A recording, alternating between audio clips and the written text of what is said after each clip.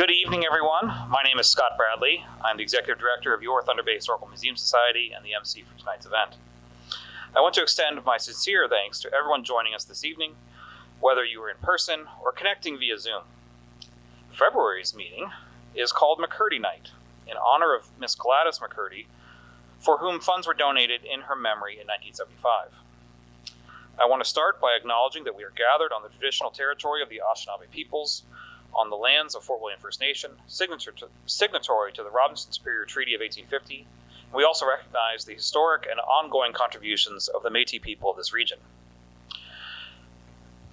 I'm going to pause for a second. Marcus, is the online people saying that they can't hear us? Okay. I guess I should ask, so we're pausing, and I'm going to talk a little extra long so the recording later looks normal. Is the audio turned on my computer for the people online?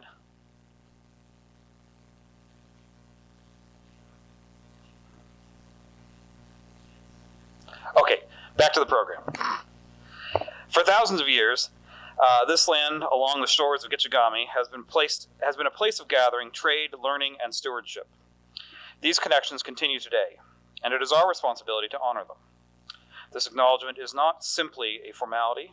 It serves as a reminder of my personal and our collective duty to learn from the truth of our shared history, to listen to Indigenous voices, and to respect the sovereignty and self-determination of Indigenous nations.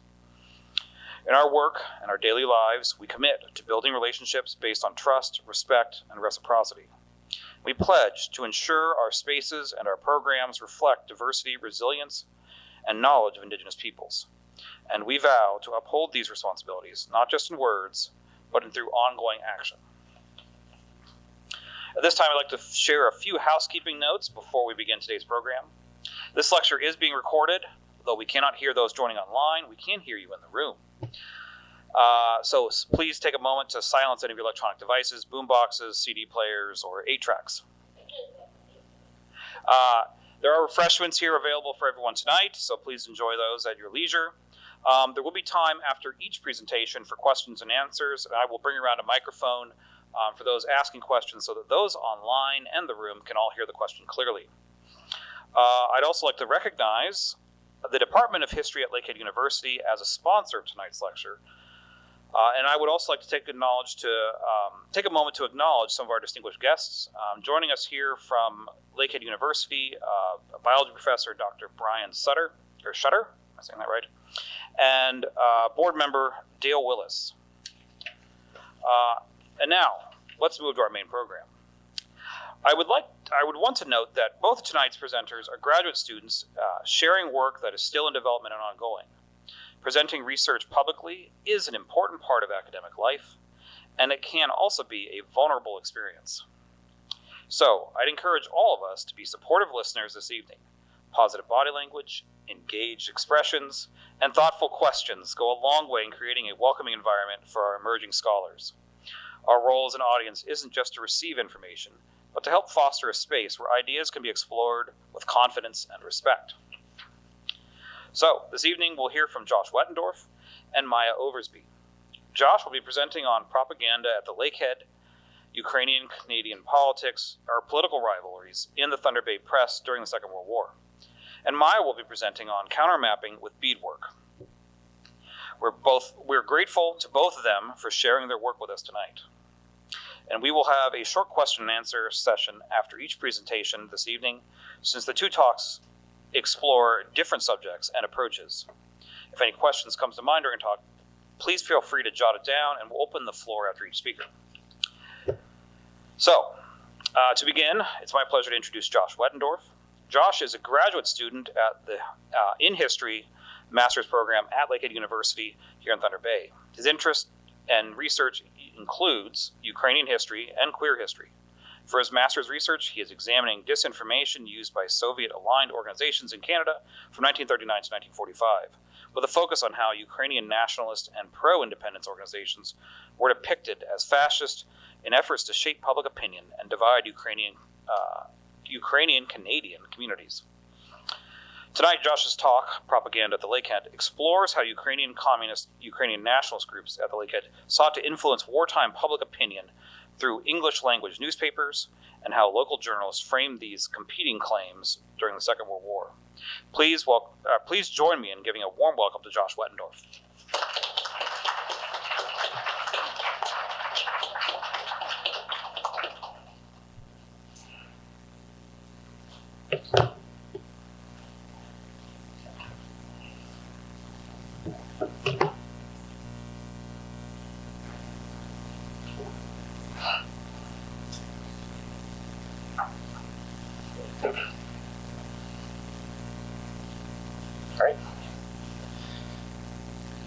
All right, so good evening, everyone, and thank you for being here. My name is Josh Wetendorf, and I'm a master's student in the history program at Lakehead University. And tonight I'm going to be presenting a case study from my major research project. So this talk is going to focus on a political dispute between Ukrainian organizations in Fort William during the Second World War. So my goal of this is to examine how a disagreement within this ethnic community became visible in the English language press at a time when questions about loyalty were especially prominent. So the case being discussed comes from local newspapers and Ukrainian organizational records that are held here at the Thunder Bay Museum archives.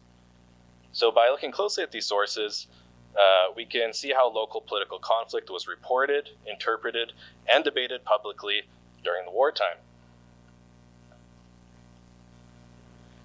Okay, so we're about to go through a big crash course here of Ukrainian Canadian history, so buckle in. And before we get to the events of 1942, it is important to understand the political landscape within Ukrainian Canadian communities. So before the war, Ukrainian Canadians were not politically unified. There were long-standing divisions between communist and nationalist organizations. These divisions reflected differing attitudes towards the Soviet Union and different visions of Ukraine's future. And so these disagreements shaped leadership, institutions, and community identity.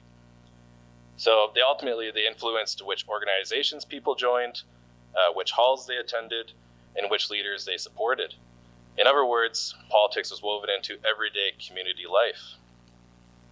So when the war began in 1939, these existing divisions did not disappear. Instead, they remained present and continued to shape how different organizations understood their role within Canadian society. So now let's take a look at how this looked locally.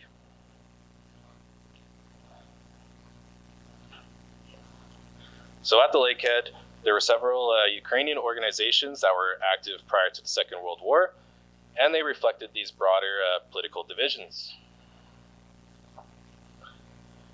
So firstly, we have the communist-aligned organizations that were connected to the Ukrainian Labor Farmer Temples Association.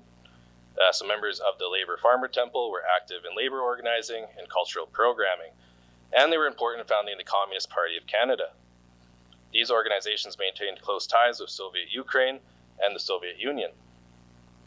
So their association with communist politics would become increasingly significant once wartime restrictions were introduced.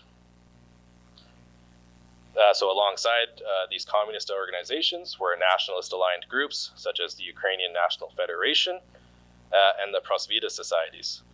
The Ukrainian National Federation was organized by members of the Ukrainian War Veterans Association, and the Prosvita societies functioned as Ukrainian cultural centers. And they also supported pro-independence politics.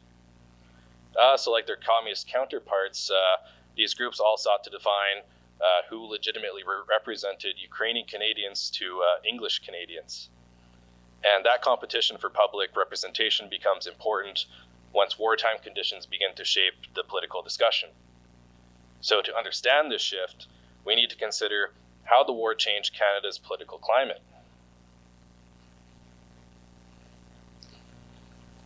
So when Canada entered the war in September of 1939, the political environment changed very quickly.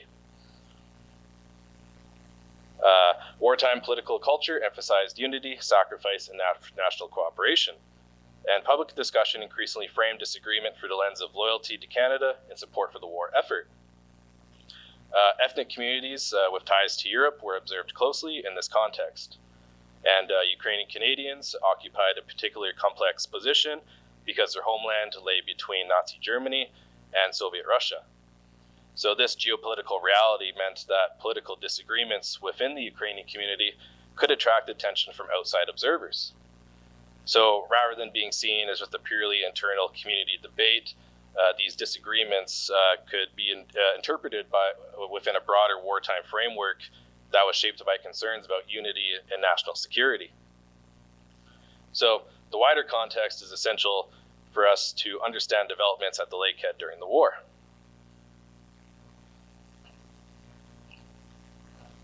So locally, Fort William and Port Arthur were separate cities during the Second World War, but together they formed a major transportation and industrial center. Rail lines, grain elevators, and port facilities, as well as wartime industry, connected Lakehead directly to Canada's war effort, which also demonstrates the region's strategic importance during the war. And at the same time, the Lakehead had a large and well-established Ukrainian Canadian population. Ukrainian churches, cultural halls, and political organizations were visible and active parts of local life. So this combination of strategic importance and an established Ukrainian community meant that local developments could draw a wider attention. So that setting forms the immediate backdrop for the events that will unfold in 1942. So, but again, before we move to those events, we need to look at how communist politics shifted in Canada during the war. So, at the start of the war, Canadian communists initially described the conflict as being imperialist. Communists opposed the war effort due to the Soviet Union's initial non-aggression pact with Nazi Germany. The Communist Party of Canada also maintained close ties with the Soviet Union, and it followed its political directions from Moscow. And also then in 1940, the Canadian government declared the Communist Party illegal. Communist-affiliated organizations, including the Ukrainian Labor Farmer Temples Associations, were closed. The Fort William branch, which you see there, was confiscated by the authorities following the ban. And some members were arrested, and others were monitored by the RCMP. So this situation changed dramatically in June of 1941, when the Nazis invaded the Soviet Union in Operation Barbarossa. After that point, Canada and the Soviet Union became allies against Nazi Germany, and then we see communist organizations shifting strong support towards the war effort and anti-fascist mobilization. Nationalist critics later pointed to this shift as evidence of opportunism, while communist activists framed it as a necessary response to fascist aggression. And these competing interpretations formed part of the political tensions that would become very visible in Fort William.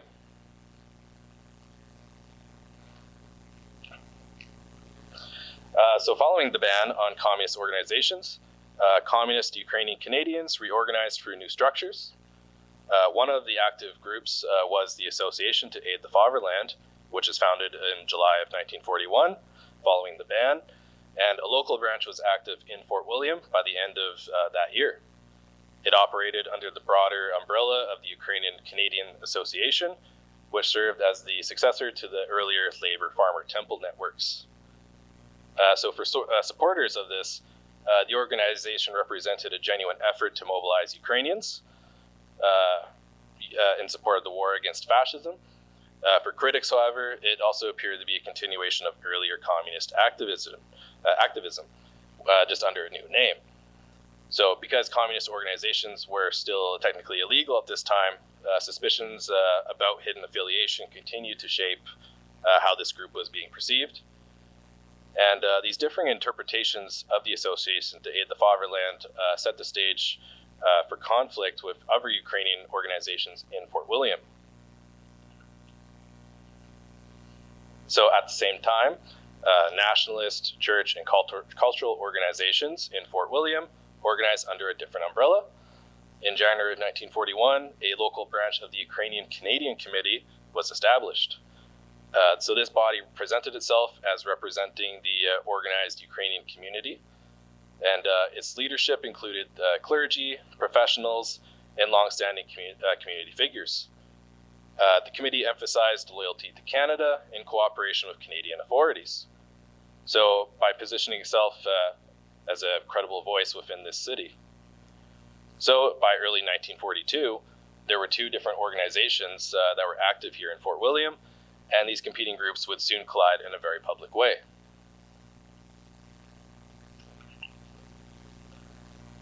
So the immediate context for that collision was the National Conscription Plebiscite, or vote, which was held on April 27th, 1942.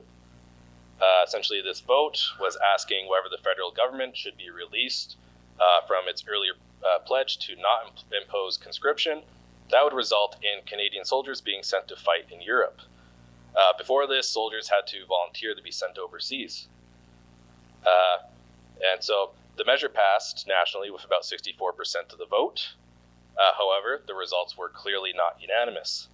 The majority of Quebec voted no, as well as some regions with large Eastern European populations.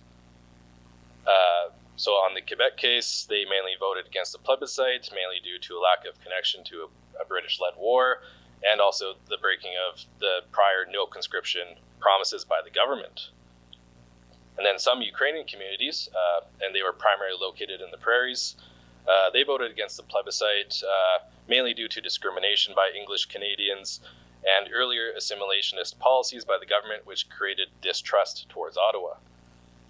So for Ukrainian Canadians, the plebiscite results created a concern about how the community might be perceived and interpreted by the public.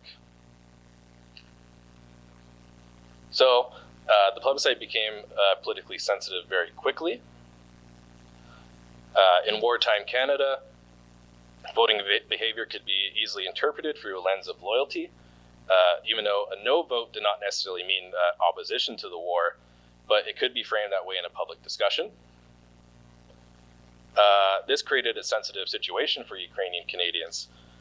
Community leaders were aware that public perception mattered, and how the plebiscite results were explained in newspapers and public forums could influence how the entire community was viewed. There were also historical reasons for this concern. For instance, during the First World War, over 8,000 Ukrainian Canadians had been interned by the Canadian government after being classified as enemy aliens. So that earlier experience still remained very large within the Ukrainian community. Each group, after the results, each group sought to explain the plebiscite results in a way that reflected its own political position and protected its standing within the broader community. They also aimed to influence how English language newspapers and local authorities understood what happened. All right, so this finally brings us to the main event. On May 12, 1942, a delegation from the Association to Aid the Fatherland and the Universal Youth Club appeared before Fort William City Council. Zygmunt Trylinski served as spokesperson and read a prepared memorandum addressing the plebiscite results. The delegation argued that English-speaking Canadians should not assume that all Ukrainians had voted against the measure. They claimed that the heavy no vote reflected the influence of certain nationalist leaders rather than the community as a whole. So by presenting their memorandum before the City Council, the delegation ensured that their statements would receive coverage in the English language press. So what had initially just begun as an internal political disagreement between rivaling factions within the Ukrainian community became very highly visible. And so the Port Arthur News Chronicle actually printed the full memorandum, which was 5 points. So firstly, they wrote, over half of the Ukrainians voted in the affirmative during the plebiscite in Fort William and throughout Canada. Secondly, our organizations carried out a successful campaign during which period we emphasized that only through total mobilization could we achieve victory over our enemy, the Axis powers. Thirdly, only those Ukrainians voted in the negative who were under Ukrainian nationalist leadership in Fort William and in other Ukrainian settlements throughout Canada. For this reason, we do not accept any responsibility for the reaction of those people who received their pro-German orientation from the nationalist leaders. And fourthly, we condemned the leaders of Ukrainian nationalists for having conducted the plebiscite campaign without making any elucidations in the matter. The results the polling of a heavy no vote. And lastly, we fully agree with the Winnipeg Free Press that the hierarchy of Ukrainian nationalist leadership is a dangerous element. Therefore, we demand that our government adopt definite steps to curtail their activities, and we believe that Fort William City Council could exercise its authority in quarters which have jurisdiction over the matter. So, following the May 12th appearance before City Council, the dispute quickly entered the English language media. Both local newspapers, the Fort William Daily Times Journal and the Port Arthur News Chronicle, reported on the delegation statements in detail. Coverage highlighted the accusations made against the nationalist organizations and repeated key points from the memorandum, as we just saw. And some reporting, especially in the headlines, used strong language, including terms such as pro-Hun or pro-German, or fifth column, which means being essentially sympathetic or working for the enemy, or in this case, Nazi Germany. Portions of the memorandum were also broadcast on local CKPR radio, which also enabled its reach to spread even further. So through this coverage, what had just begun again as an internal conflict within the Ukrainian community became a matter of broader public discussion. The dispute was now framed within wartime concerns about loyalty and unity. And so a response from the nationalist leaders followed very quickly. Within days, a letter to the editor appeared in the Fort William Daily Times Journal. Among the signatories were Reverend Basil Humeniuk and William Brylinski. Their letter rejected the idea that a no vote in the plebiscite indicated disloyalty to Canada. They pointed out that many Canadians had voted against the measure without being accused of treason. They also referenced voting patterns in Quebec and noted that even some members of the Canadian Armed Forces had even voted no. The nationalist response sought to separate voting behavior from questions of loyalty. So rather than just accepting that disagreement, rather than accepting the premise of the accusations, they challenged the assumptions that disagreement over conscription equated sympathy for the enemy. So this exchange marked the beginning of the nationalist response that unfolded throughout the press. So the dispute expanded even further when William Scraba became involved in the discussion. Scraba was a Winnipeg alderman and publisher of the Canadian Ukrainian Review. In an interview in the Port Arthur News Chronicle, he defended nationalist organizations in Fort William and criticized the association to aid the fatherland. He described the organization as a continuation of earlier communist activity, just under a different name, and questioned its political motivations. At the same time, he emphasized the contributions of Ukrainian Canadians to the Canadian war effort. He pointed to enlistment numbers and the sacrifices made by Ukrainian Canadian soldiers as evidence of loyalty and commitment. Scraba's intervention carried weight because he spoke as an elected official, as well as being a part of the Ukrainian community. His comments helped to extend this dispute beyond Fort William and placed it within a broader national Ukrainian-Canadian context. So, as the controversy continued, the Ukrainian Canadian Committee organized a more coordinated response. Throughout May of 1942, committee leadership met repeatedly to plan their approach. On May 24th, a mass anti-communist meeting was held at the Prospita Hall in Fort William. Clergy, community leaders, and organizational representatives addressed the accusations directly and discussed how best to respond publicly. The strategy focused on clarification and reputation. Leaders aimed to reassure English-speaking audiences that nationalist organizations supported Canada and the war effort. At the same time, they also prepared a counter-memorandum to present to City Council. So, on May 26, 1942, a delegation from the Ukrainian Canadian Committee appeared before Fort William City Council. Reverend Basil Humeniuk led the delegation again, which included representatives from churches, cultural societies, and nationalist organizations. They presented a memorandum that directly countered the accusations that were made earlier in the month, and the delegation argued that the Association to Aid the Fatherland functioned as a communist front and did not represent the Ukrainian community as a whole. They also emphasized the loyalty of nationalist Ukrainians to Canada. They cited enlistment in the armed forces, participation in the war effort, and financial contributions, such as war bond purchases. So through this appearance, the Ukrainian Canadian Committee sought to assert its own legitimacy and to present itself as the primary representative of Ukrainian Canadians in Fort William.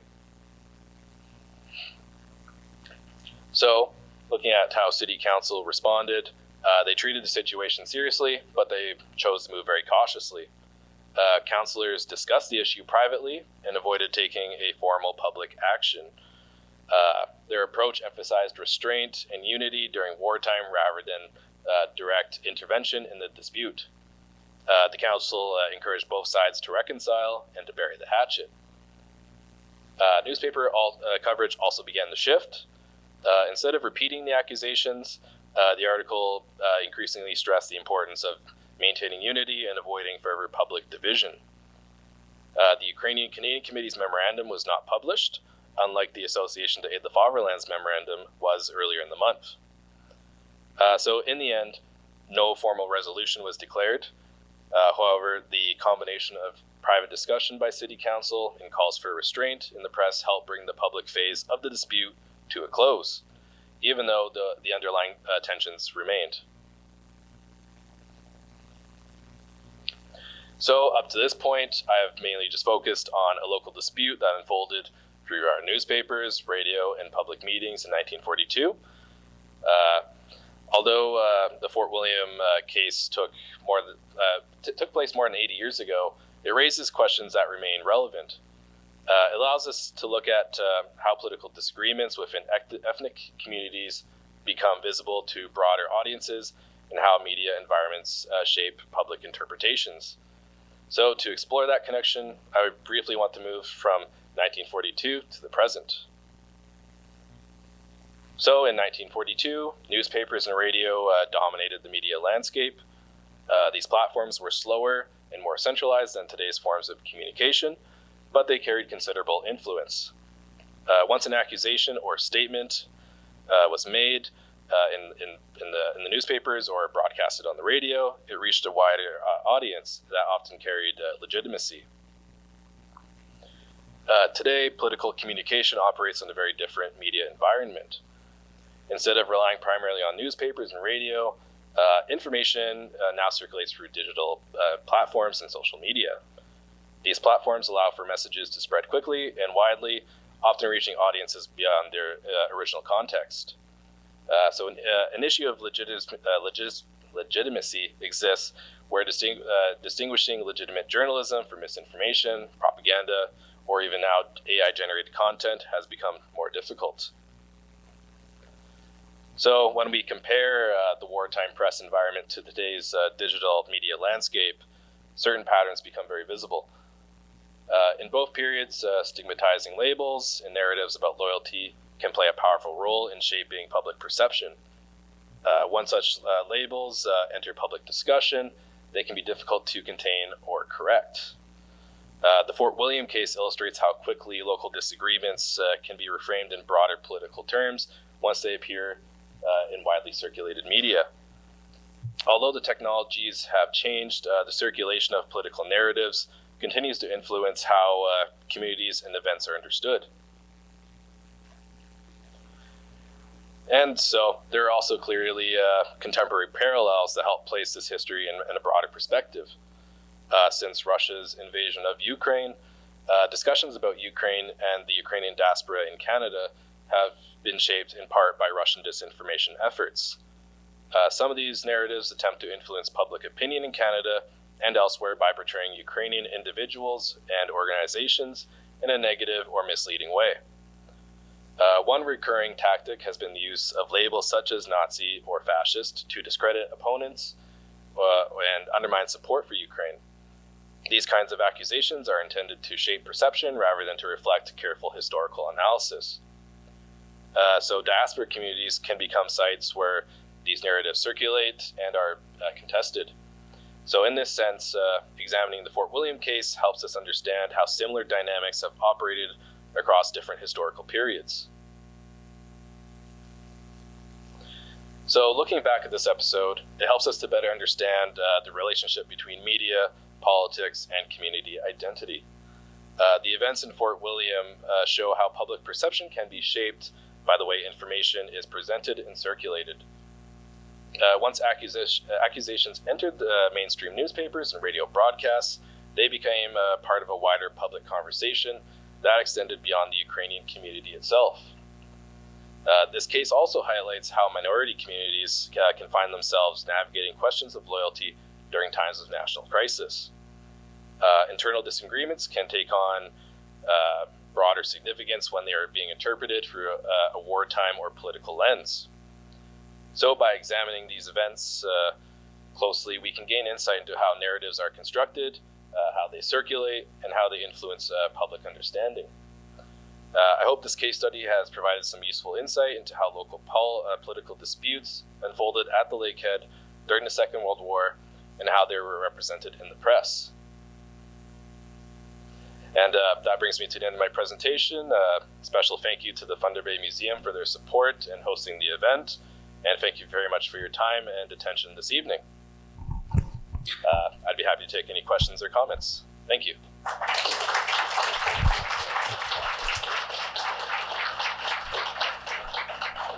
Yeah, thank you, Josh. We'll take a few questions from Josh before moving to our second speaker. So if you have a question, raise your hand. I'll bring the microphone to you.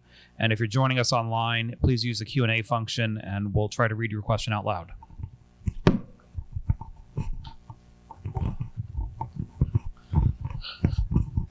Thank you very much, Josh. This is a very thick topic that you are engaged in here. And I thank you very much for presenting it, being Ukrainian myself and having my ancestors gone through this situation exactly here in Thunder Bay. So it's very difficult. And I'm glad you gave it this kind of synopsis. It's thick. It's hard to follow, but you did a clean presentation as best as possible. I think we've seen a few presentations here. For example, the Finnish community has presented their histories very, very well. At least you made an effort, and I thank you very much for that offering, etc. We are in a situation, as we all know right now, where this media information is just a swirl. And the soup that's coming out of the craziness that's coming out of both Russia and the United States is obviously magnified here. The good journalists have left Russia, so imagine what's coming out of there, except Swan Lake and various things. And here, and even in the stateside, as we all know, I'm not saying stuff we can't see, that they have really only 1.5 things worth listening to down there. The rest of it is, and I just pray for the path forward. It's a rugged thing, and we're all getting pretty tired and worn out. But thank you for your presentation, sir. Yeah, thank you for your kind comments. And it's very, I know it's funny. I had to blow through the history very quickly there, so I had to skim over a lot of different organizations and different political opinions and views to make this into a half hour. We could have been here all night. But yeah, thank you. Appreciate that. I just got one question. You were talking about the two separate groups in town. Yes. Prior. Did they ever make up and become friends as one, or is it two separate? I'm not Ukrainian, so I do not know. Short answer, no. There was a very brief period where they actually did come together to try and bury the hatchet, the Ukrainian Canadian Committee and the Ukrainian Canadian Association. But the Ukrainian Canadian Committee put forward to the Canadian Parliament essentially a request, for after the war to look at Ukrainian independence from the Soviet Union. So this angered the Soviet Union and angered the Ukrainian Canadian Association. So then after that, they continued butting heads for the rest of the war and even beyond that. But yeah, ultimately, and it wasn't until the collapse of the Soviet Union in 1991 that essentially the more communist-aligned organizations ultimately faded out, and or they ultimately also just changed what their goal as an organization was, focusing more on the cultural aspects of it and less the political. So yeah. Yeah, you're welcome. Cool. Hey, thanks for drawing those parallels between those times and today in terms of media, war and politics and all that. Of course, very complex. I was hoping maybe you could share more about the vote that happened in terms of conscription and what the reason was for the different sides, because you had said that maybe more that Canadians had voted to go to war and voted for conscription, whereas the Eastern Europe didn't do so. Yeah, and so essentially with the conscription plebiscite, it was a very contended issue at the time, just because there were prior commitments of no conscription policy by the government. But ultimately, they went and changed their minds on it, and so 64% of Canadians voted for it.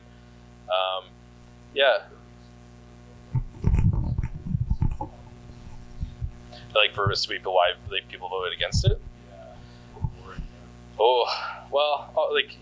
Definitely English Canadians. Obviously, they felt a more stronger attachment to England, and so they felt more connected to the war than, for instance, the people living in Quebec.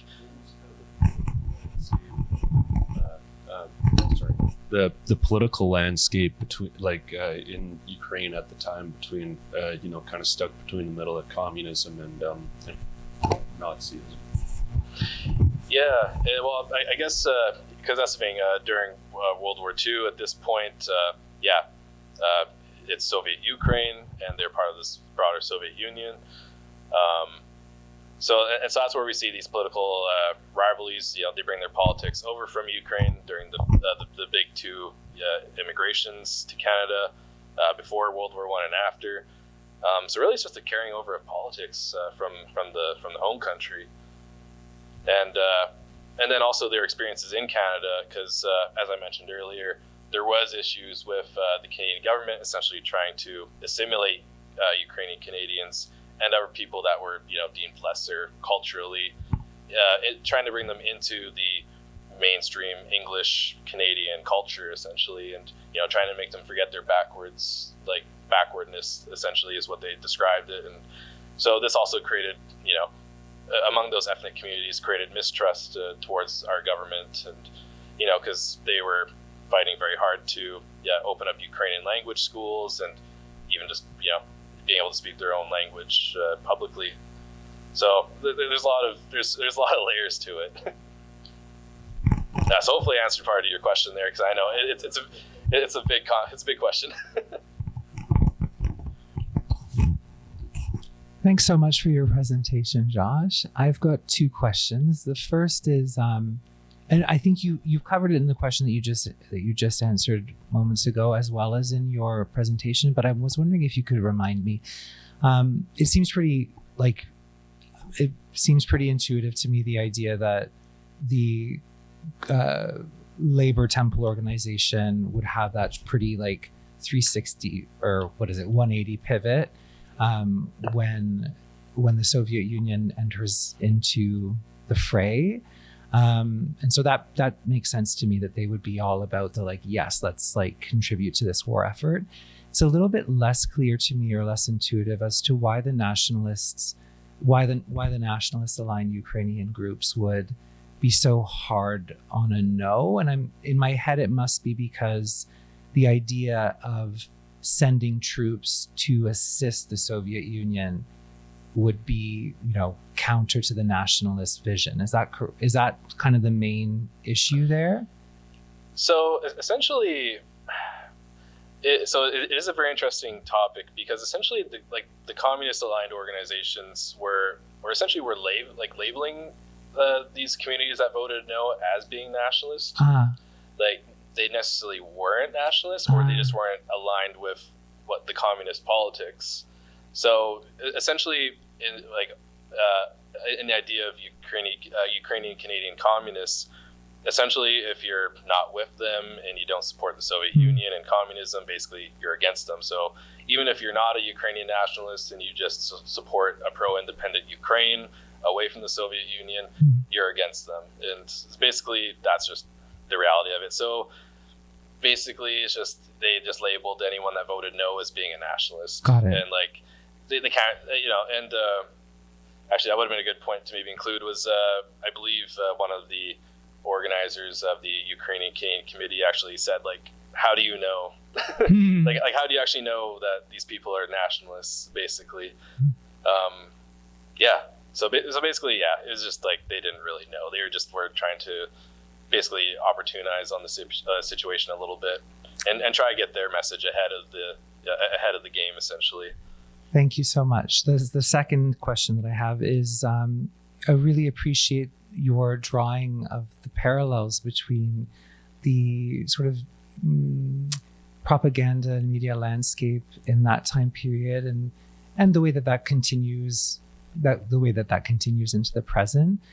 If what I'm taking away from your presentation is this idea that that sort of ideologically aligned associations will do their best to co-opt public opinion in order not to necessarily advance, the truth, but to advance their own visions and ideologies. I'm wondering if there are any lessons that you've learned in your studies on this work in that time period that we have or should be learning from in our way of approaching the issues that are happening today. That's a very good question. Essentially, I guess, looking at the Ukrainian context of this and just from now and today, essentially this time period, especially late 1930s, going into World War II, this really gives rise to the myth that, all Ukrainians are fascists and Nazis, and as maybe not everyone knows, that was part of President Putin's reasoning for declaring war on Ukraine and launching the full-scale invasion. So essentially, like, this is the start of that narrative that continued from this point all the way to the collapse of the Soviet Union, and then clearly continued to this to the present day. And so it is important to just look and see how just history kind of is repeating itself in some ways, and just how these narratives just have just continued from 1940s to modern day, and just that that's something. If you look at all the different numbers and stuff, because obviously, like, oh gosh, yeah, again, we could be here all night talking about Ukrainian history now, and just like the different factions that supported which sides, especially during the war. Yeah, it gets very complicated, and but yeah, so I think it is important, and this isn't even just the only context when you're looking back to political narratives, and many of them, like in this like the Ukrainian case, go back. There's so many different cases of other countries, and even Canada too. So it's important just for us to have that understanding, and just so we can look back and see, like, oh, this is still happening, and how can we maybe stop it, and give ourselves the knowledge to combat this disinformation. Yeah, thank you. Okay. Thank you, Josh. Thank you.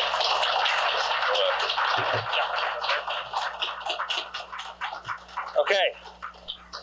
Well, thank you for that.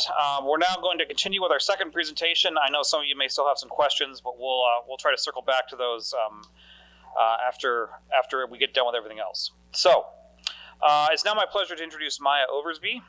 Maya is a Red River Métis and second generation Irish and English. She was born and raised in Dryden, Ontario, on Treaty 3 territory, and is now a respectful guest on the territory of Fort William First Nation, a signatory to the Robinson Superior Treaty of 1850, in what is now commonly known as Thunder Bay. She holds a Honours Bachelor's degree in outdoor recreation and land-based therapy, and a master's degree in social justice studies from Lakehead University. Maya currently works as a contract lecturer in the Department of Outdoor Recreation and Indigenous Studies at Lakehead University, and she hopes to pursue her PhD in the near future. Her research include beadwork as a form of resistance, kinship, visiting, food sovereignty, land relation, Lyme disease, and climate justice. Tonight, in Countermapping with Beadwork, Maya shares work on her master's creative project using Indigenous research methodologies and beadwork-based gatherings to explore land sovereignty, colonialism, water, borders, and resistance to environmental exploitation. Please join me in another warm welcome for Maya.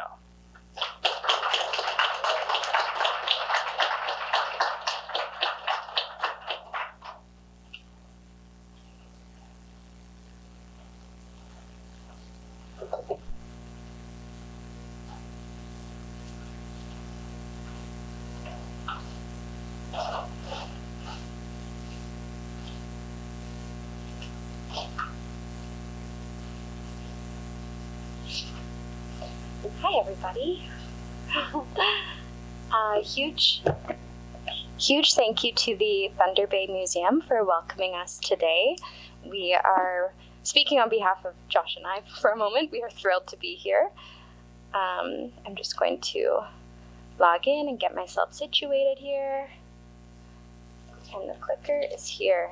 This is so formal. Usually I'm used to ORPT lecture halls, which have a bit more of a lax vibe.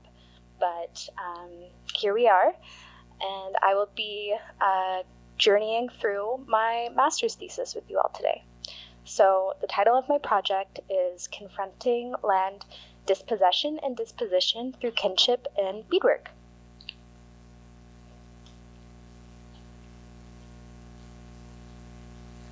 So acknowledging the land we are on today, which has already been done at the beginning of our presentations.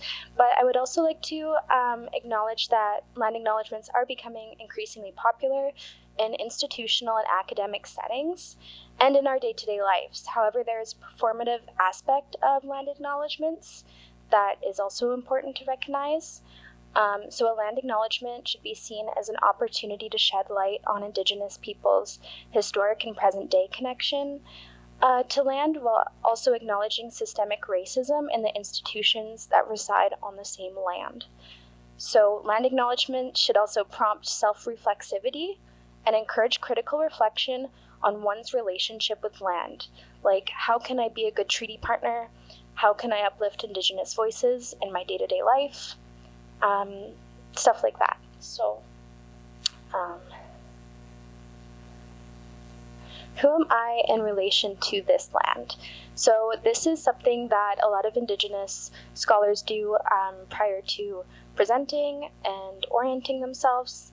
It's called situating oneself, and when you situate oneself, it's an anti-colonial act of acknowledging the land that you were brought up on and the people who influenced you and the journey you took to get where you are today. So, what was previously mentioned, I was born and raised on Treaty 3 territory in Dryden, Ontario. I am Red River Métis and second generation Irish and English. I have lived in Thunder Bay for 8 years now and am a humble guest on this land. So an introduction to countermapping. So what is countermapping? So when was the last time you questioned the authority of a map? Cartography reflects the values, priorities, and principles of a society. Maps offer insight into the dominant narrative of a society, and with that, certain maps hold on to legacies of colonialism, terra nullius, and harm. Our popularized idea of what a piece of paper takes to be considered a map is that it demonstrates a concept deemed valuable by the viewer. So whether this would be a map of park locations, a map of potential industry, a map of potential glyphosate spraying, these are all inherently political things that are happening on a piece of paper right in front of you.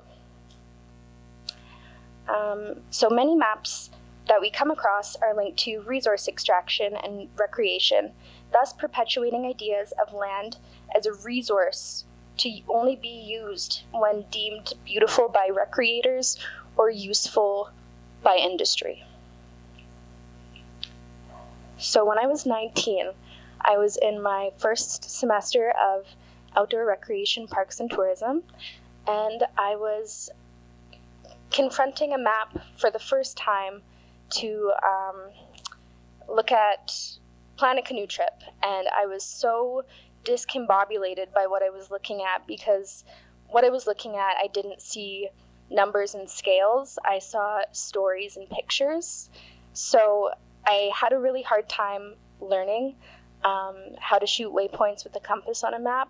I did learn, but that's not how I relate to maps. I relate it in a different way. And that's how I discovered counter mapping. And it happened really accidentally, but I unintentionally was drawn to it.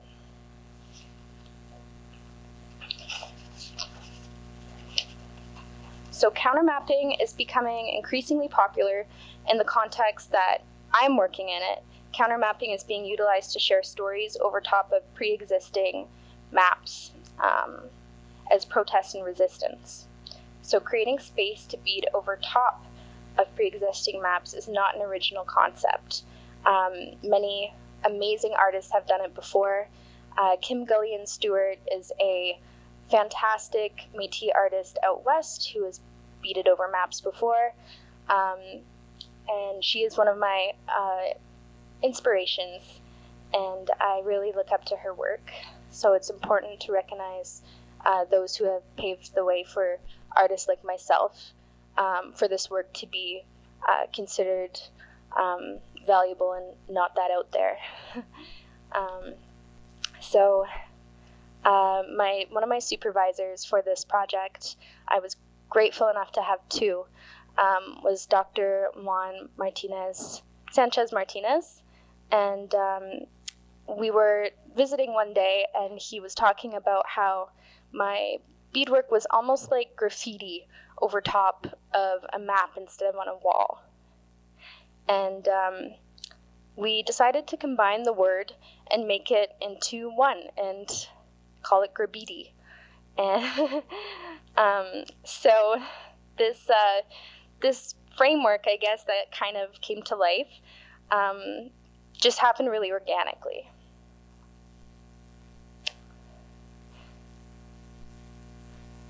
So I'm going to talk a little bit about graffiti more. And graffiti has been along for as long as we humans have been around. But it has also evolved a lot over time. And the reason I blended the word graffiti and beads is because it has been used as a vessel of resistance, specifically by Black, Brown, and Indigenous bodies. And it also is important to note that it has been criminalized. So I'm standing here in a white body. I have to acknowledge that I have a lot of privilege when using the word graffiti. And I will continue to do the work to educate myself on other graffiti artists and uplift those voices as well, because it is still criminalized a lot today. I come at this art form with an immense amount of privilege, and these blank spaces have become a sounding board for a revolution, and I believe maps can be reclaimed similarly as an act of resistance and reclamation. Maps are easily transported, so they, unlike graffiti, have the ability to move and go to people in different spaces, which I found really amazing, and served itself as a great art form because I was able to carry around a big bag of maps, and I do frequently get stuck with needles, but that is just a part of the territory. I'm going to talk a little bit about the methodology that inspires my work, specifically two really amazing Indigenous women, Sherry Farrell-Rissette and Lana Ray, who have shaped my work. and I fangirl over them so hard whenever I see them.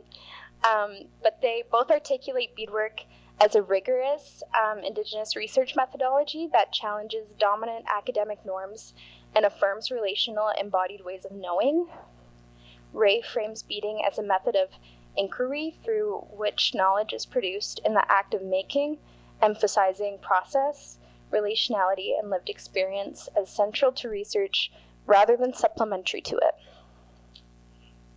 Rosette builds on this, foregrounding that spaces and gestures of beadwork, particularly domestic and communal sites, such as kitchen tables, as legitimate locations of knowledge production.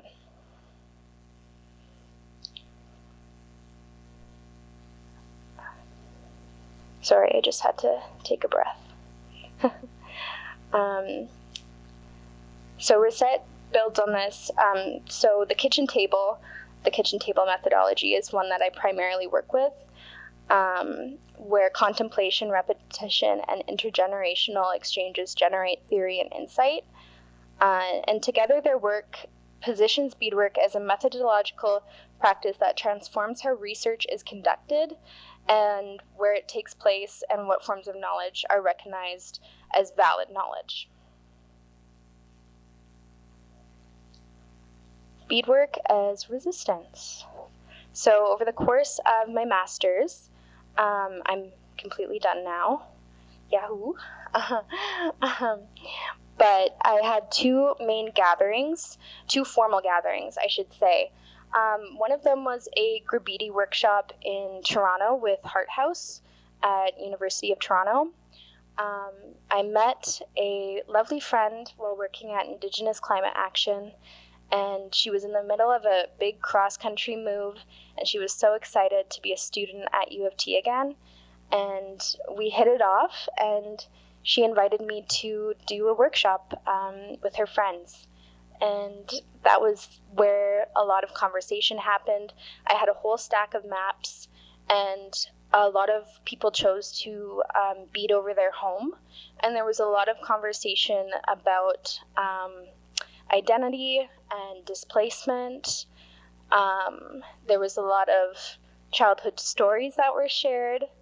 And then there was also a lot of goofy moments, and we chatted about like tattoos and art. So it was really casual, and I think that speaks to how natural this art form comes when you're visiting. It's just a part of the process. The second gathering that took place was Bead the Change, and this was a beadwork following a panel discussion on the proposed deep geological repository between Ignace and Dryden. And we beaded over pieces of the Revel Lake area, which is the map in which the high-level nuclear waste is set to be disposed on. So I'll take a step back. So these are all pieces that folks beaded.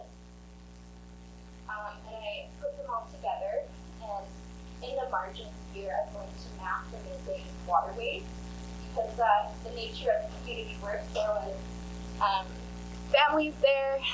There were a lot of people that chose to take home their beadwork, and there were a lot of little ones who really enjoyed cutting them up into confetti, and I am not one to stop that. So in the margins, there's going to be a statement around Bead the Change, and honestly, a message towards the NWMO that is too spicy to share via microphone tonight. But I also had a lot of gatherings that happened really naturally. Friends would text me and be like, hey, we're having a thing, and can you make it there in an hour? And I would pack up my stuff and go. So this happened really organically throughout the course of 2 years. But the two formal gatherings were Bead the Change and graffiti.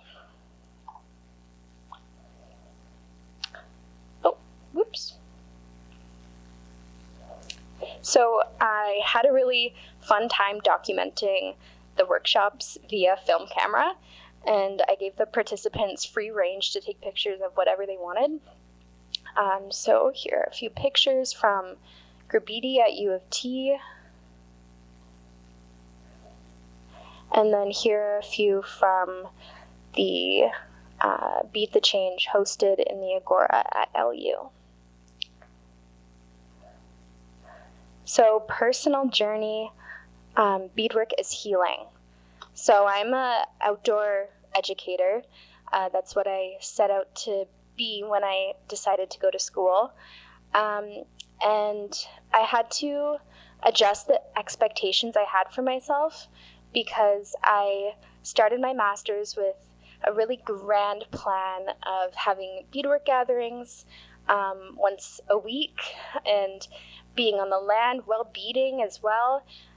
And all of those plans didn't happen. And I had to be really gentle with myself and follow the lead of the beads and take time to heal. So many beadwork artists reference beadwork as healing. And while I was stuck in a hospital bed and I wasn't able to be out on the land with students like I dreamed and like I wanted to be, I instead connected with the land in a different way. And the different way, I feel like there's this hierarchy in outdoor education that there's this like dominant image of what a land-based educator is. High energy, physically demanding, climbing mountains, navigating whitewater, or moving through the land in full technical gear.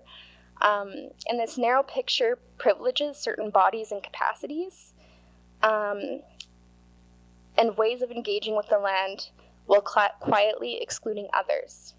So I wanted to challenge that notion by expanding what land-based education can look like and where it can take place. So learning with the land can be slow and gentle and contemplative. It does not require constant movement or physical exertion. Some of the most meaningful lessons that I've learned about the land have come while bedbound, looking out a window, beading on a map. In these moments, land-based learning emerges through stillness and attention.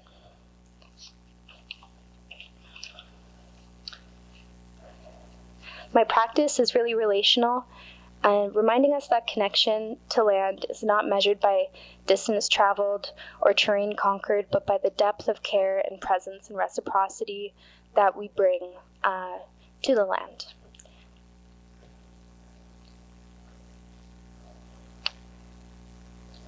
So this is a picture of first-year outdoor recreation, parks, and tourism students, and I taught a land relations class, my first class that I've taught at the university ever, and I began the class with a lesson that was developed by my dear mentor, Kira Lukes, and she gave students pieces of maps, and they had to kind of put the maps, well, they thought they had to put the maps together, but we didn't give them any instruction with the packs. But on the first day, they automatically were trying to put the map together and line up the language and the words and the labels. And by the end of the class, at the end of the semester, I asked the students to, with the same packages and supplementary materials, try to summarize their learning and demonstrate it. So these students, instead of putting the map back together, made a giant turtle to represent Turtle Island, and they also referenced, there's a little peninsula south. It's on Pie Island. Does everybody know where Pie Island is? Yeah. So it's the southern tip, and it's called Turtle Head. So they also referenced that in their work, and that's how they came to understand the land. And I thought it was a really cool activity that brings in cartography and countermapping and land-based education. Oops. So that is it for my presentation. I welcome any questions, and you can also come and take a peek at the maps here. I have one that I worked on as like a personal project throughout my master's while being sick. So I have a lot of fun stuff on there that represents a lot of different things. And then I have the Beadwork as Resistance project as well. So feel free to take a look and touch and ask questions and visit with the maps. And I'll take any questions if you have any.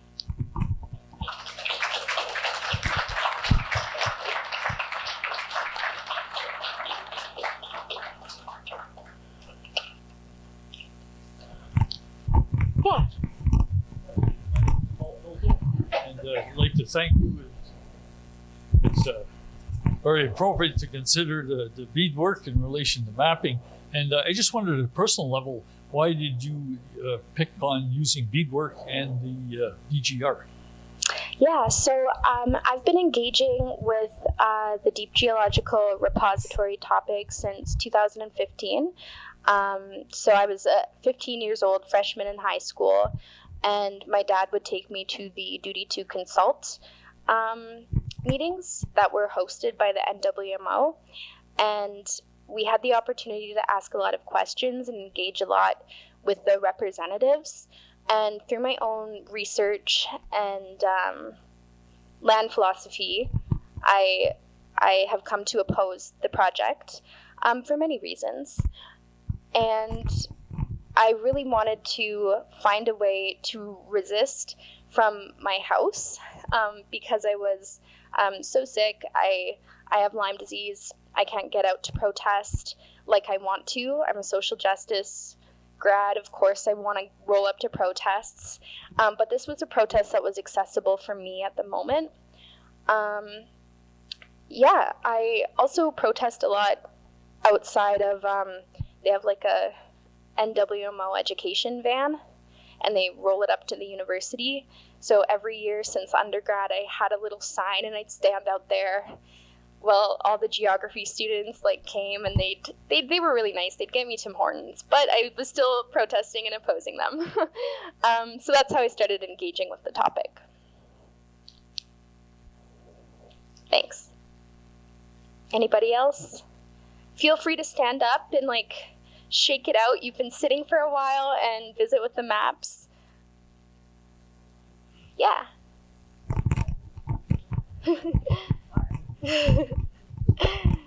Hello, great presentation. Thank you. So, counter mapping, is it just beadwork, or I like with the turtle at the end? Is it like what is? Can it be anything? Yeah, counter mapping can be a lot of different things. It could be drawing over a map.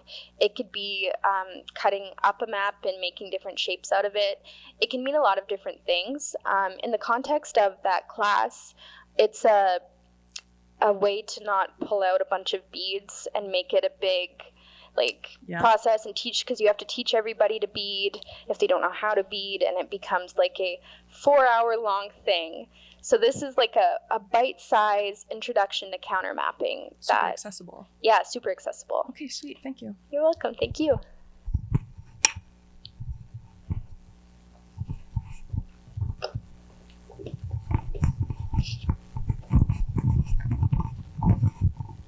I was just thinking it's a little bit of a point of information, but people don't realize until the early, about 1968, we had emergency measures organizations. And I first saw the maps about 1964, 1965, but they were called NUDETs. They were nuclear detonation maps. And what they had were isometric lines showing where, if we had a missile attack, say from Russia, and now we might get from below the border, God knows where they come from. But the radiation was dispersed. It was actually mapped right across the country. Wow. In great detail. You could go to Kenora, you could go to Kirkland Lake, which is my hometown. Okay. And the emergency measures in those communities would have access to those maps. But I was interested that they might use a bit of beadwork and bring reality to what's happening out there. Yeah, thank you. That's great. I'll have to check those maps out. Tying back to Josh's presentation, this is a map, the One Thunder Bay map, when Fort William and Port Arthur were still separate. So it's vintage, and I got it off Facebook Marketplace, so that's also a super neat fact. Yeah, thank you, everybody.